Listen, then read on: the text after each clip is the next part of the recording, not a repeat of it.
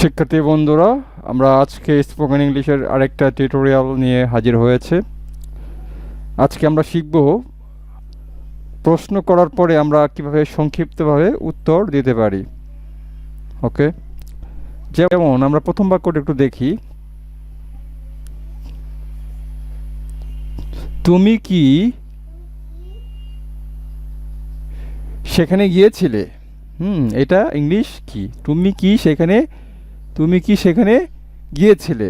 তা আমরা বলবো ডিড ইউ গো দেয়ার? তুমি কি সেখানে গিয়েছিলে? এটা তো প্রশ্ন। তুমি কি সেখানে গিয়েছিলে? ডিড ইউ গো দেয়ার? তো এটার উত্তর কি হবে? এটার উত্তর কয়েকভাবে হতে পারে। আমরা বলতে পারি হ্যাঁ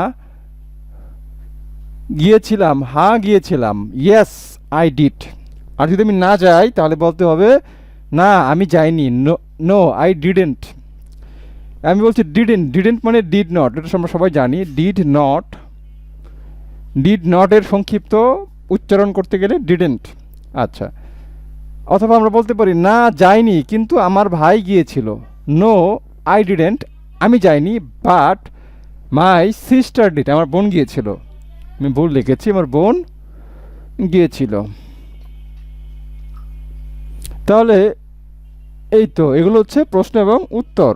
তো এখন এখানে যে আমি ডিড ব্যবহার করেছি, ইয়েস আই ডিড, ডিড কেন ব্যবহার করলাম? কারণ আমার প্রশ্নের ভিতরে ডিড আছে, প্রশ্নের ভিতরে ডিড আছে, এই জন্য আমি ডিড ব্যবহার করেছি। ডিড দিয়ে আমি প্রশ্ন শুরু করেছি, আমি উত্তর শেষ করেছি ডিড দিয়ে। ওকে, আই ডিড।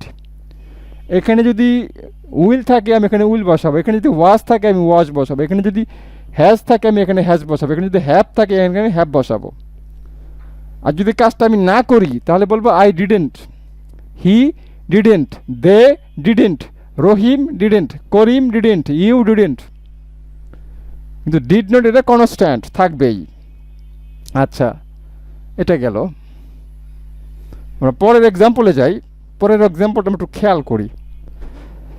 তুমি কি সেখানে যাবে? তুমি কি সেখানে যাবে মানে ভবিষ্যতের ঘটনা বোঝাচ্ছে। তুমি কি সেখানে যাবে?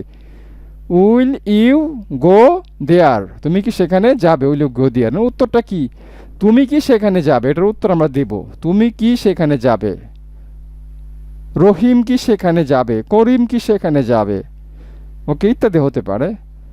মেয়েটি কি সেখানে যাবে? ছেলেটা কি সেখানে যাবে? হ্যাঁ, সাকিব কি সেখানে যাবে? এরকম অনেক কিছু হতে পারে। তাহলে তুমি কি সেখানে যাবে, উইল ইউ গো দেয়ার? তা এটার উত্তরটা কি হবে? যদি সে ওখানে যায় মানে তুমি তুমি তুমি কি তুমি যদি ওখানে গিয়ে থাকো তাহলে বলবে ইয়ে না, হ্যাঁ হ্যাঁ হ্যাঁ যাবো, হ্যাঁ যাবো, হ্যাঁ যাবো, তাহলে বলবে ইয়েস আই উইল। তুমি বলবে না ইয়েস আই উইল গো, এটা বলবে না, কারণ আমরা উত্তর দেওয়ার সময় সংক্ষিপ্তভাবে কথা বলি। ইয়েস আমরা বলছি ইয়েস আই উইল, এটা মানে হচ্ছে ইয়েস আই উইল গো। এই গোটা আলাদাভাবে বলার কোনো দরকার নাই, গোটা আলাদাভাবে বলতে হবে না। ইয়েস আই উইল এতটুকু বললেই উত্তর হয়ে যাবে, আমি যাব। আর যদি না যাই, নো আই ওন্ট। ওন্ট মানে এই যে ওন্ট লিখেছি, ওন্ট মানে will not, will not, will not হচ্ছে রিটেন ইংলিশ, আর ওন্ট হচ্ছে স্পোকেন ইংলিশ।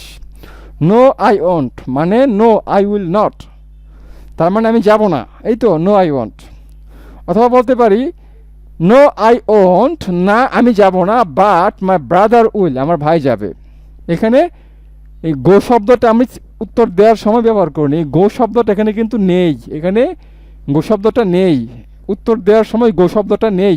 ওকে, আচ্ছা, তাহলে এখানে ডিড হচ্ছে অক্সিলারি ভার্ব, উইল হচ্ছে অক্সিলারি ভার্ব। আমরা দুটো উদাহরণে দেখলাম ডিড এবং উইল দুটো হচ্ছে অক্সিলারি ভার্ব, আমরা উত্তর দেওয়ার সময় অক্সিলারি ভার্ব ব্যবহার করছি। আমরা আরেকটা এক্সাম্পল দেখি।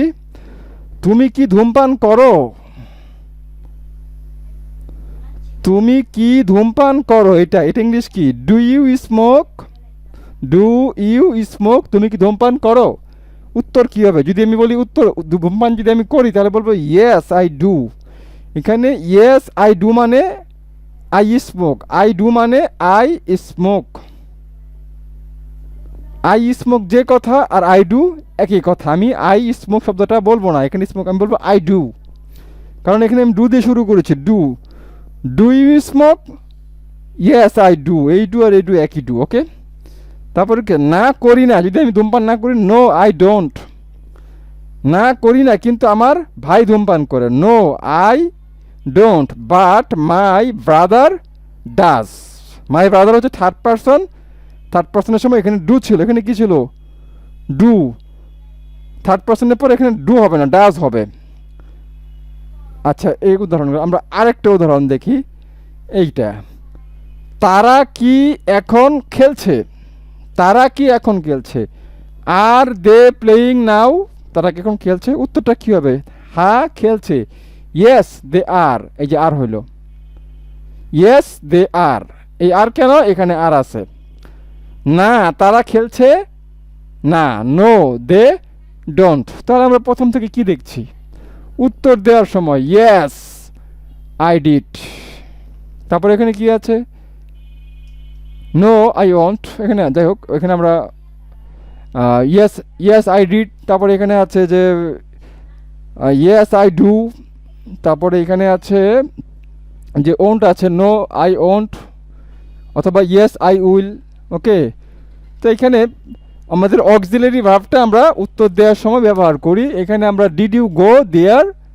ইয়েস আই ডিড, এই যে ডিড ব্যবহার করেছি। নো আই ডিডেন্ট, ডিড ব্যবহার করেছি। নো আই ডিডেন্ট, এই যে ডিড ব্যবহার করেছি। বাট মাই সিস্টার ডিড, এই যে ডিড এখানে ডিড ব্যবহার করেছি। অক্সিলারি ভার্বটা আমি ভাব জায়গায় ব্যবহার করছি। পরের যে এক্সাম্পল আছে, তুমি কি সেখানে যাবে? উইল ইউ গো দেয়ার? উত্তর দেওয়ার সময় হ্যাঁ যাব, yes I will, yes I will, এই যে উইল ব্যবহার করলাম, এখানে একটা উইল, ইয়েস আই উইল। এই যে অক্সিলারি ভার্ব আমরা ব্যবহার করেছি, ইয়েস আই উইল। আর যদি না যাই তাহলে নো আই ওন্ট, ওন্ট মানে উইল নট। পরে কীভাবে? Do you smoke? Yes I do, এই যে ডু, ডু আবার ডু আসছে। সুতরাং এখানে যতগুলো এক্সাম্পল আমি দেখালাম, প্রত্যেকটা জায়গার ভিতরে যেটা দিয়ে আমি প্রশ্ন শুরু করব, আমার উত্তরটা ওটা দিয়ে দিতে হবে স্পোকেনের ক্ষেত্রে, এবং এটা স্পোকেন এটা ব্যবহার করা হয়। Did you go there? Yes I did. Okay, did did. তারপরে কি আছে? উইল উইল, এইভাবে। তারপরে কি আছে? Smoke, do do do. তা আশা করি আমি বোঝাতে পেরেছি। এরপরেও যদি কেউ না বোঝো তাহলে কমেন্টসে আমাকে দয়া করে জানাও, ঠিক আছে?